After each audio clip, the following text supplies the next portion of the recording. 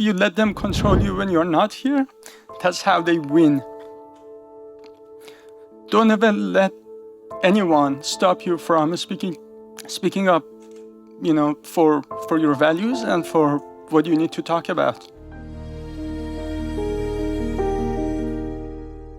We'll start off here with our next session. I hope everybody's enjoying what we're doing today. I'm personally just having a great time learning so much. This session is all about religious freedom as it applies to everyone.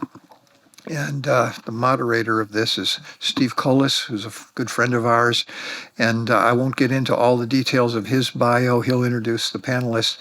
But briefly, Steve is a professor of law at UT down in Austin.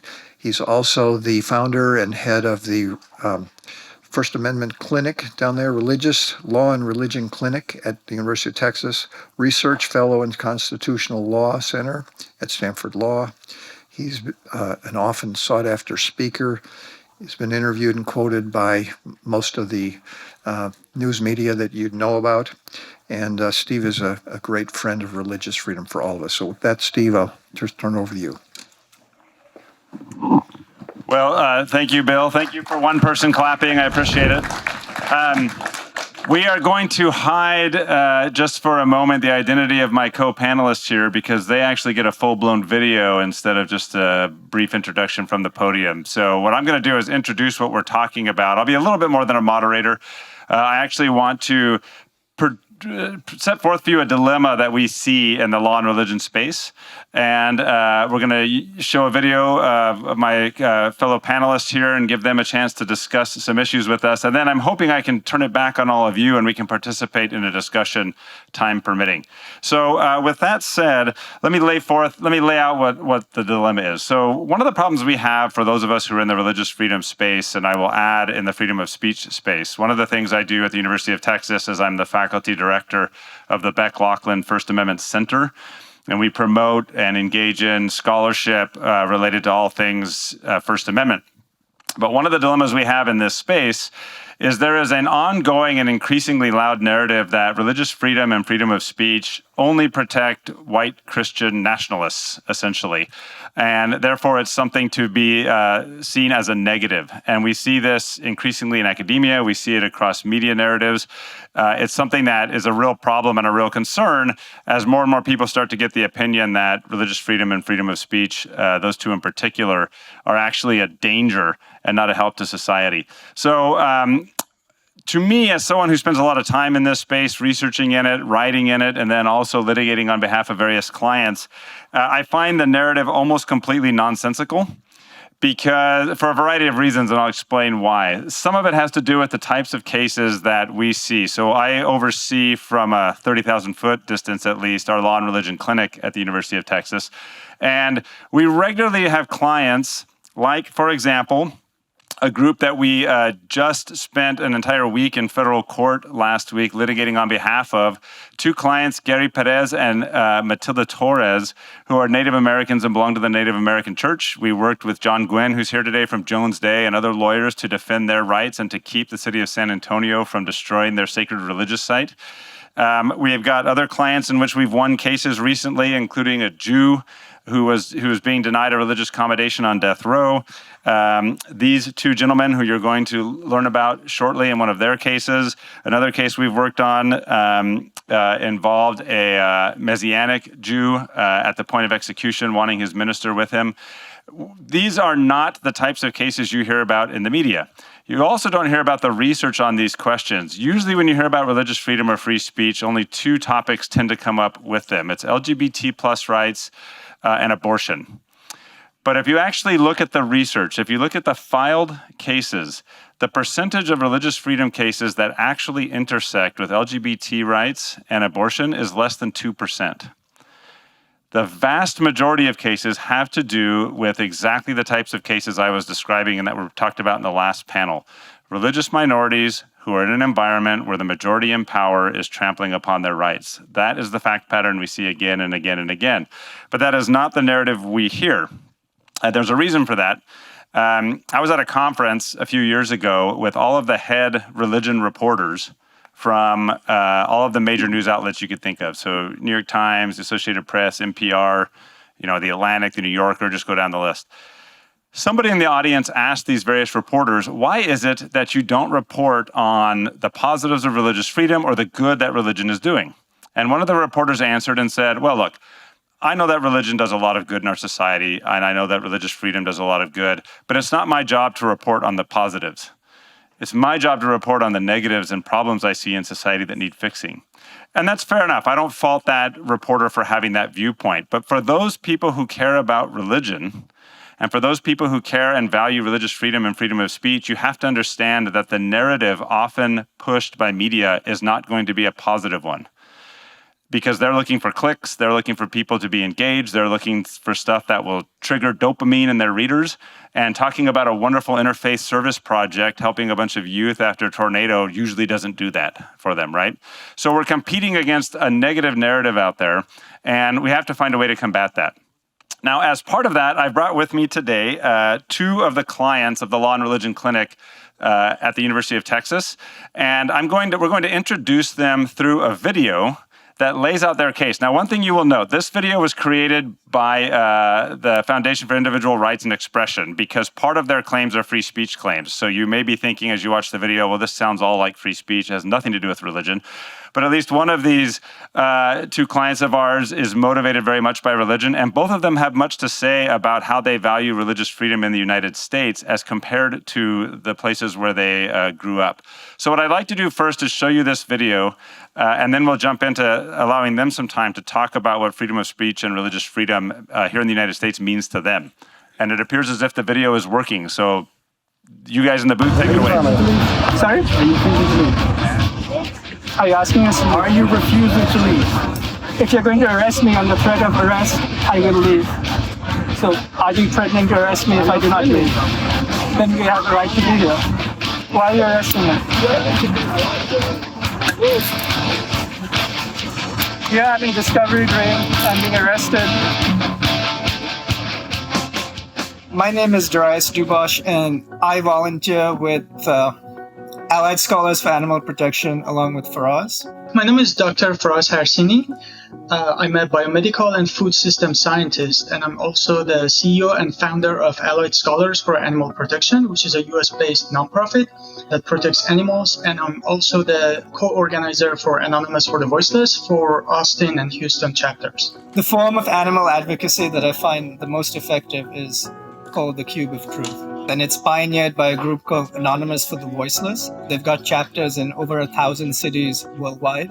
What I found is the most important way, the most impactful way to get people's attention is to show them the real horror of what we do to animals. I became a co-organizer along with Faraz to do a Cube of Truth in Houston because there was no one doing it in Houston, and Houston's the fourth largest city in the United States.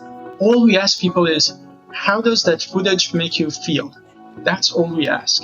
And they tell us that they don't like what they see. So Daraius and Faraz, in addition to being very successful in their professional lives, are very passionate about advocating for what they see as the welfare of animals.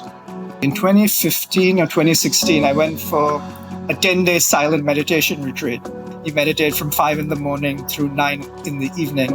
At that meditation retreat, since it's run by Buddhists, they don't serve any animal products. So no meat, no fish, no eggs. I've always wanted to become vegetarian and not eat animals because I used to work for an animal welfare group in India. So I went through 10 days without meat. I said, well, I want to continue doing this. And that's how I became vegetarian. I just wanted to do something better for the world. Then I looked around to see what other skills do I have. And one of them was music. So what I did was I took my accordion with me. We went to hospitals. We played music for children who are suffering from cancer. Something that really shocked me was that 40% of cancers are preventable through lifestyle choices, especially with a whole food plant-based diet. I reached a point based on what I saw on documentaries like Dominion and also based on my studies that there is nothing logically, rationally, statistically, ethically better to do with my life than dedicating my life to spreading veganism. They often go out into public spaces and hold these things called cubes of truth. They hold a moderately sized monitor that displays a documentary about the treatment of animals in industrial farming. And they wear the Guy Fawkes masks that are usually associated with the anonymous group and often associated with just the right to protest while they do it. They don't approach people in these public spaces unless somebody comes to them to talk about what they see on the film. So we did it at least 4 or 5 times at Discovery Green. The first time we went there, we had an officer dangle handcuffs at me saying, "Hey, this is a private park, you gotta leave." And he said that at the behest of the park manager. And I'm telling you, turn these TVs off and leave. Just wanted to know. See, we don't want to get arrested, but we're just curious. You're about to get arrested. But is this public or private? It's private park. So I'm just curious, why does that sign say owner City of Houston? The next few times when we went back to Discovery Green, they would keep hassling us, even though we were right at the edge of the park on what I thought was public sidewalk. They would say, well, you know, these styles are nicer and they belong to Discovery Green and you have to go on the city line. Discovery Green is a public park in downtown Houston. Now, even though Discovery Green is run through a partnership between the city and a nonprofit organization called Discovery Green Conservancy, it's still a public park. The website says it's a public park. The park rules say it's a public park, and all the legal documents establishing Discovery Green say it's a public park. But officer, isn't this public property? So No, we've got private park. Discovery Green is a private park. So here is their website. So first we have City of Houston, and I got copies for each of you. This is Harris County property records. It says Discovery Green, state class code, exempt government, Houston Downtown Park Corporation. Police started basically harassing us and also the management. And, you know, at some point it just wasn't tolerable again. Finally, one day, we decided to go back and videotape everything so that we had evidence, because my research showed me that Discovery Green was public property. They're claiming that it's public on their website. What ended up happening was I asked the officers, if you ask me to leave on the threat of arrest, I will leave. And they kept saying, well, the manager asked you to leave. And then eventually he said, give me your ID. And I said, am I under arrest? And he said, yes, you are. If you're going to arrest me, can I leave? Am I free to go? No. Are you arresting me, officer? Are you arresting me? Yes. Okay. That is. And why are you arresting me? Manufacturing. Why are you arresting me, officer? Why are you arresting me? Public spaces like parks and sidewalks have been used by citizens since time immemorial for expressing themselves, for debating ideas, and for sharing ideas with the public. That holds true today. I grew up in India, and then I came to the US to study in 2001. India tends to be a lot more authoritarian than the United States. If you look at press freedom, it's pretty much at the bottom of the list. There's not a culture of speaking out. When I was back in Iran, I was actually a part of a lot of protests for human rights against the Iran regime. That was 2008, 9, etc. And I almost literally got killed in one of these protests. I got tear gassed. My dad jumped from a building. He broke his arm trying to run away from the anti-riot police. So really just coming from an environment where freedom of speech was so lacking. When I came to the US, you know, everyone talks about freedom of speech, and, you know, of course, I think I really enjoyed it for a long time. So having that experience and then suddenly being in Discovery Green and facing this oppression and discrimination against our content and, you know, our freedom of speech was very disheartening. There's something that I know to be right and I know to be true. I should be talking about it, even if it's not popular to do so. I'm a scientist and educator, and all I want is for myself and other people to be able to peacefully show up in a public place and be able to protest or educate others about whatever they want to talk about. So FIRE is partnering with the Law and Religion Clinic at the University of Texas Law School to defend the rights of Faraz and Daraius to hold peaceful advocacy events in Discovery Green. It's a public park. They have a right to express themselves there like every other American does.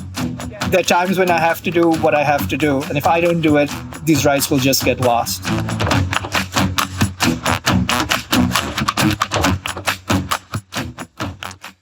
Okay, so if you would, for a second, please help me welcome our clients, Daraius Dubash and Faraz Harsini.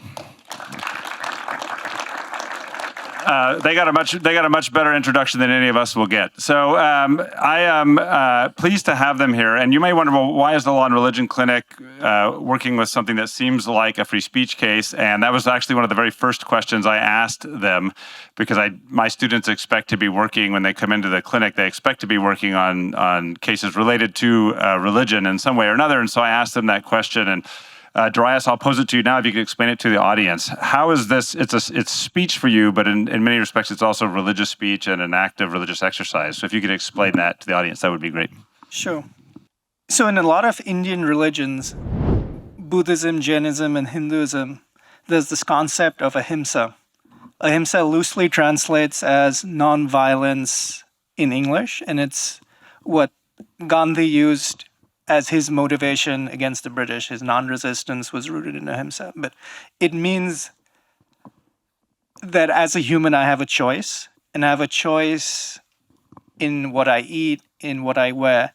And as I mature spiritually, I should exercise choices that are less harmful, not only to other humans, but also to non-human animals. So one way of thinking of it is that there's a circle of compassion that radiates from me, and as I mature in understanding and wisdom, it encompasses more humans and more non-human animals. So that was my motivation to speak out for the animals, just to show folks what I didn't know about.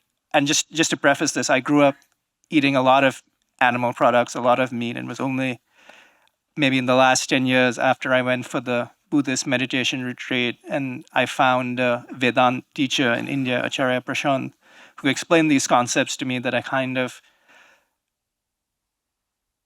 took these upon myself in my life to speak more about them. In the Bhagavad Gita, which is, I guess, comparable to the Bible for Christians, so it's the holiest book in Hinduism. One of the teachings is that you have to fight even when you don't want to fight. And the way it's described in the Bhagavad Gita is Arjun's fighting against his family, and he kind of doesn't want to do it. And he's counseled by Krishna, saying that if you let them win, the kingdom will go into ruin. So you've got to fight for the sake of what you know is true. So kind of that's how I feel today, that I know something is true.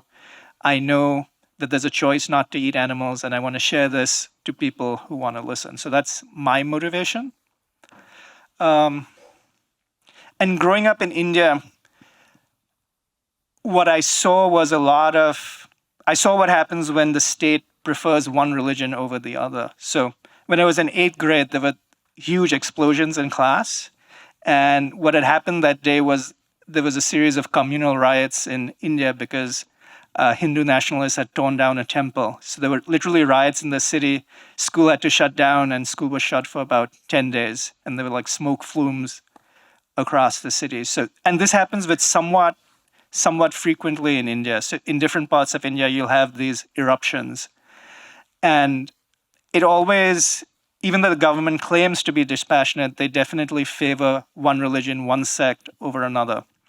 And I could see at a very early age that this wasn't good for social cohesiveness. Another incident that I remember when I was in school was a Christian priest was burned alive and his sin was proselytizing to non-Christians. And you keep having these gruesome incidents erupt with some frequency. So to me, that's a very strong, it's a very strong indicator that when state sanctions religion or state guides you towards a certain religion, it's not good. It's only good for the politicians. It's not good for the benefit of society. So we talked previously about how religious freedom has two components, at least in the United States, two major swaths of it. One is protecting people in their free exercise of religion. So some of the claims we're bringing against the city of Houston here are free exercise claims to protect Daraius in his exercise of religion. But another component of religious freedom is ensuring the government is not favoring one religion over another or coercing one religion onto the populace, similar to what Daraius just talked about. So Faraz, with that kind of backdrop, can you explain for our audience what religious freedom in the United States means to you, and also freedom of speech, but both of them together, if you would, that'd be great. And you're from Iran originally, right? Yeah, that's correct. So I'm born and raised in Iran. I was 22 years old when I left.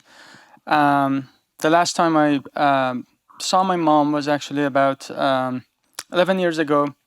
And I'm in a situation that I can never basically go back and see my mom again, and she can't leave Iran. So I'm in a situation that I can possibly never see her again. I'm in this situation, one reason is because I kind of nuked the bridges behind my back. And it kind of started with the fact that I'm also gay. So when I came to the US, for the first time, I was able to accept myself. It was a very difficult thing. Just growing up in a country where I couldn't even say how I felt to anyone else because that would have been punishable by death. So just like imagine just you grow up and the most natural thing about you, you're just telling yourself that you're sick, you're mentally ill, you grow up, it'll go away. So finally, when I came to the US and I was able to accept myself and talk about it, I really wanted to educate other Iranians on this topic, that you can be a normal guy and just like walking around and be gay, and it's not like, a big deal. So I called my mom, I came out to her and, expected a lot of drama, and she said, no, I knew it. I was like, God damn it, you should have told me earlier. She said, but thank you for trusting me. And I said, but this is something dear to me. I really want to talk about it, but I know that if I do that, people might harass you. And she said, if you let them control you when you're not here, that's how they win. Don't ever let anyone stop you from speaking up, for your values and for what you need to talk about.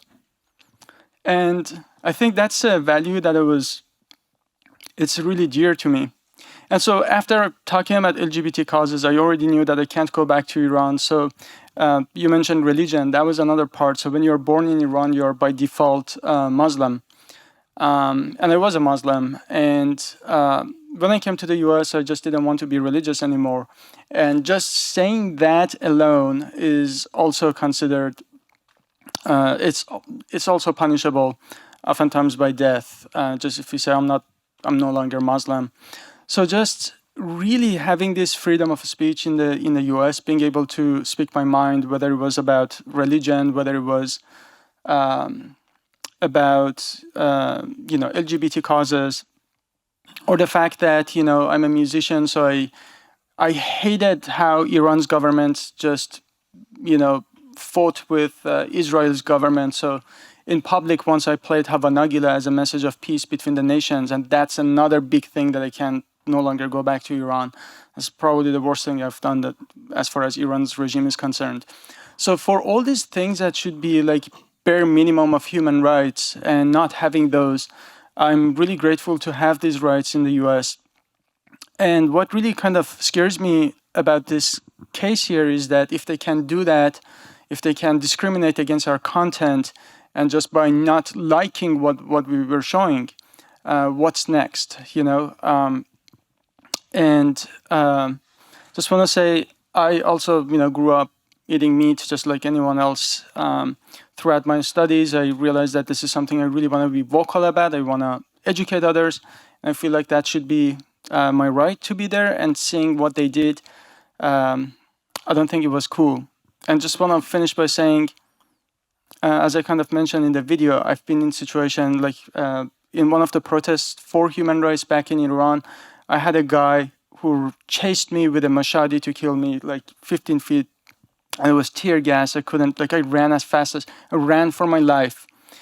So, my dad jumped from a building trying to run away from anti-riot police. So that being on the other side where people don't tolerate free speech and freedom of religion and seeing how bad it can get, this really scares me. And something I never even, mentioned to anyone was when Daraius was being arrested, I literally had PTSD from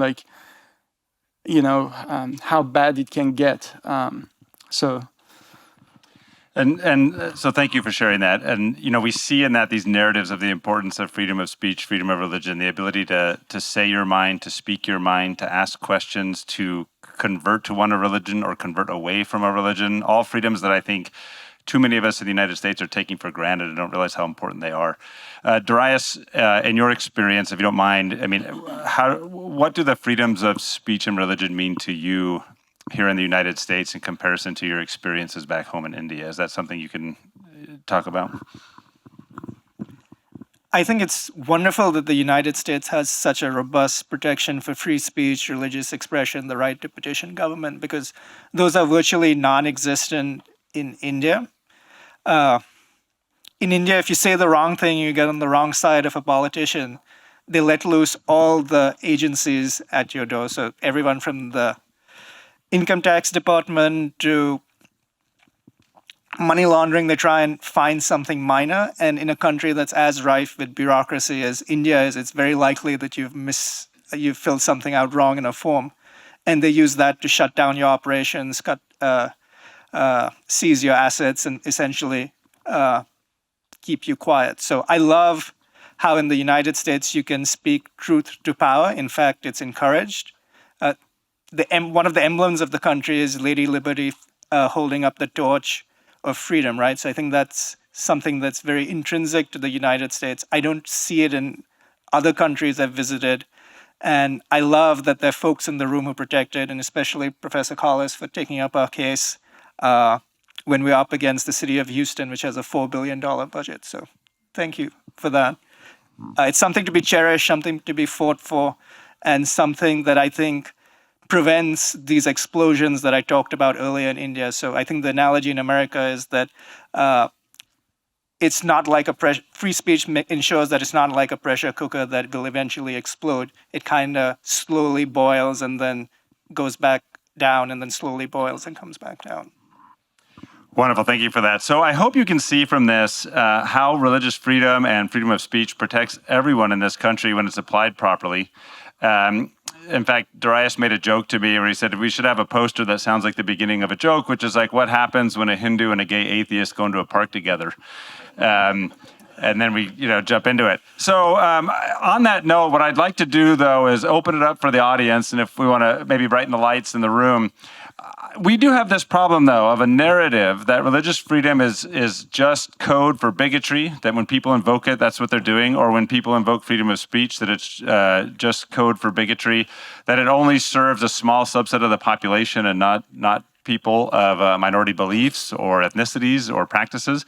And the question then that I want to pose to the audience, but also to you two, so you should jump in here. But I want to brainstorm together, and I would like everyone in the audience to share their thoughts. How do we, if we're people who value religious freedom and freedom of speech, how do we combat this narrative? If everyone in the media has I shouldn't say everyone, one person who I'm taking to speak for the entire media complex, if the motivation is not to point out the good that religious freedom is doing in society by the media, if they don't have that financial incentive, then how do people who do care about it help get the word out?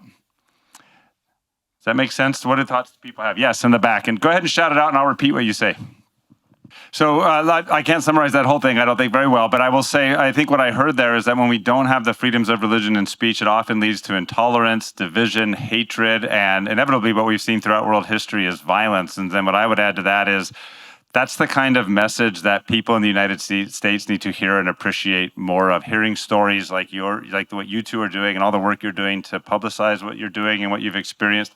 Hearing stories more publicly along the lines of what you just shared with us, of the suffering that comes when we don't have freedom of speech and freedom of religion.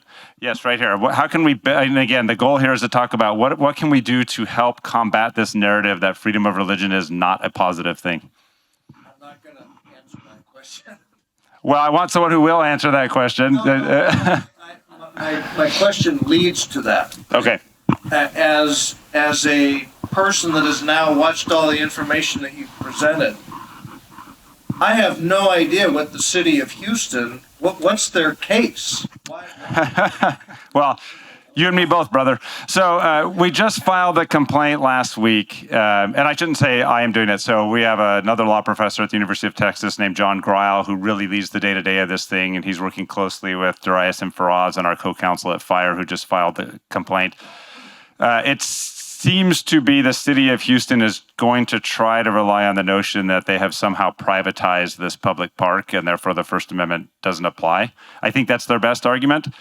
I'm not convinced that there's even a modicum of truth to that and that it'll win, but that's what they've tried to do. So we had a hand over here, yes, with the green tie, and then John.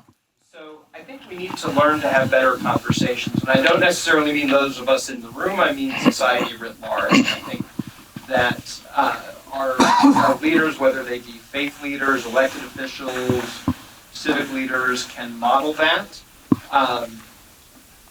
I think that we need to understand that that I don't need to agree with you in order to allow space for your discussion. You know, I came in here, you know, Stephen, you referenced the fact that people may be wondering why is this conversation taking place at a freedom of religion conference. I was open to the discussion, even though I asked myself the same question, and I thought, Daraius, you did a wonderful job of explaining why it was a religious freedom issue. I think similarly, right here in Texas, we've had issues around prayer at public school sporting events, and we've had issues at about chaplains being allowed to serve as school counselors. And you know, I may disagree vociferously with people in the audience about my view on these things, and maybe there are some people who agree vociferously with me. But regardless of whether or not we're in agreement on the issue, we have to get past that, and we have to be willing to have that discussion, and we have to be willing to model that discussion if we're in a position to influence others.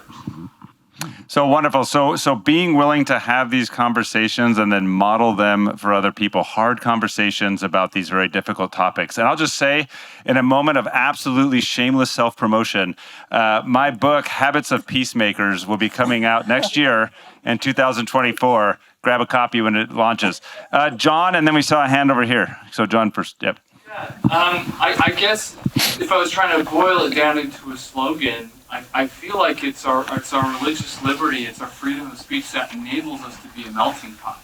I mean, I feel like the message that you're describing, Steve, is that people are saying that it's religion, it's freedom of speech that's so hateful and that's so divisive, but it's really the opposite. I mean, look at Daraius and Faraz. These are people who are first-generation immigrants who feel like they can be their best selves and realize who they are and express who they are because those civil liberties exist here and they don't exist somewhere. And so I think that, along with that slogan, I mean, for me, what I'm taking away is I need to go home and teach my children, messages like these about how they should be so grateful for what they have, that, people are flocking from around the world to be here, and they need to make sure that they're tolerant, that they love people for the differences that they have. And yeah, that's sort of my... So the takeaway I'll get from that, you talked about, the slogan is, this is what makes America great, essentially.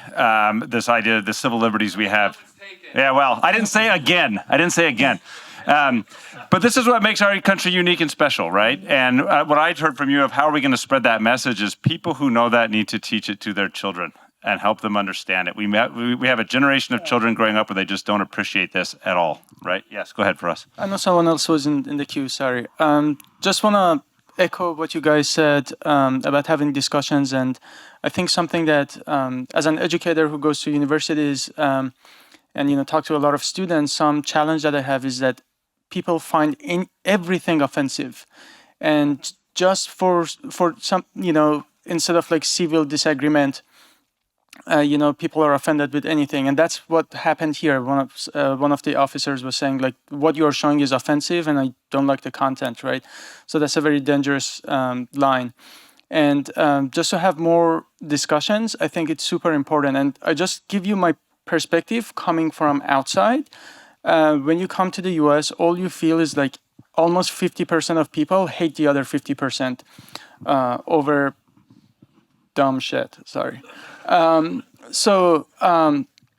and just there is no like civil discussion, and there is like actual hatred over like simple disagreements. And I think any simple disagreement is called being like offensive, and I think this is something that we should resolve. And if there is like a future generation, we should like tell them that to be more tolerable. And I love the fact that my best friend here is religious and I'm not, and we have a shared cause and we can like fight for it with no problem.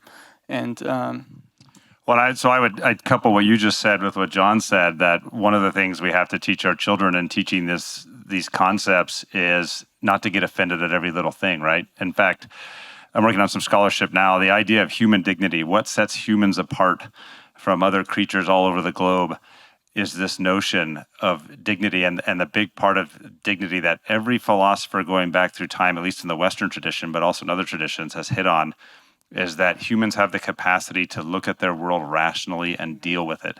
And I think we're almost training a generation to think the opposite of that. If you meet someone of a different religion, you just can't handle it. It's offensive. If someone uses a word you don't like, it's offensive. We had one hand here, and then I'm going to jump into one last little segment here. Well, so we can disagree with each other very vociferously and very emotionally, very even in heated ways. But at some point, there's a third alternative. There's a set of values or principles that we can have as common ground, and it's at that point that we can then make progress. And I would submit, I think that those common values are the things we're talking about. We may not be able to agree on religion. I don't agree with Faraz or Daraius on religion. What I agree with them is the importance of religious freedom. I don't know that I would protest for animal rights the way that they are, but I agree with their right to be able to do it, right? That can bring us together. And then we can use those freedoms to debate one another forever and try to persuade one another who's right and who's wrong without using the heavy hand of government. So there's another component to this that relates to religion generally. For the first time in a recent worldwide poll of adults, religion is seen as a net negative upon society rather than a net positive. That's some research that came out last year. And it relates to that same research or that same media narrative, right? That media, folks in the media don't feel a need to want to talk about religion in a positive way. So I want to share with you one last quote here from a scholar who's played a huge role in the religious freedom field. Those of you who are in the space at all will know his name, Douglas Laycock. So for decades, Professor Laycock litigated on behalf of religious minorities across the United States. And throughout this entire process, he was always accused of being a part of whatever religion he happened to be litigating for at the time. But he refused ever, and he was publishing, he's probably the leading scholar in the world on religious liberty, just publishing nonstop.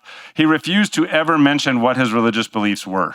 So he just would go along with being accused of being all sorts of different things.